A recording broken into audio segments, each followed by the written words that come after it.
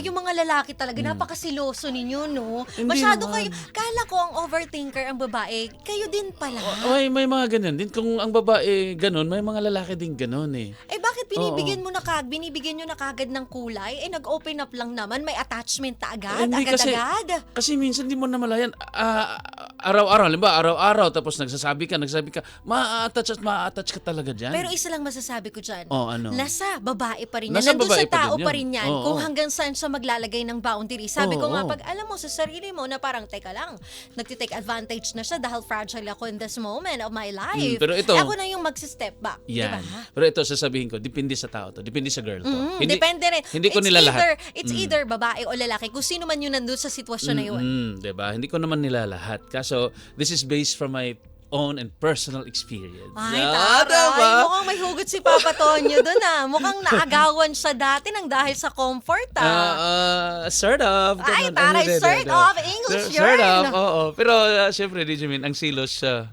Pwede naman pag-usapan yung silos ng DJ Min eh, di ba? Kung ikaw ba, babae, nagsiselos ka, di ba, sinasabi mo naman, no? Hindi ko sinasabi, nagmamaktol ako. Saka mo na sabihin yung, ano ba sabihin yung pagalit ba yun pagsasabi? Sino yun? Ano yun? Bakit ganun? Bakit ganun? Mali yun. Yun naman mali yan. mali Dapat yan. kakausapin mo ng maayos yung partner mo para sasagot din siya sa'yo ng maayos. Kung naghahangad ka ng sagot na maayos, dapat magsisimula din yun sa'yo, yung maayos na yun. Oo, Di ba? kasi Parang, mahal, Tonyo, cute. Oh, sige ang nga. cute. Ang Sige cute nga. mo ngayon. Eh, sino ba yung kausap mo? Parang madalas naman ata kayo nag-uusap. Di ba? Cute, no? Ganun, di Cute ba? mo talaga So, pala, anong no? sasagot mo? Siyempre, ang sagot mo sa akin, hindi malumanay din. Kasi Oo. malumanay ako nagsimula Malumanay, eh. oo. Anong i-explain mo? Explain ko lang, tara na, mag-SB tayo, doon tayo mag-uusap. Mo, taray mo ah! May mga ganun-ganun ka ah.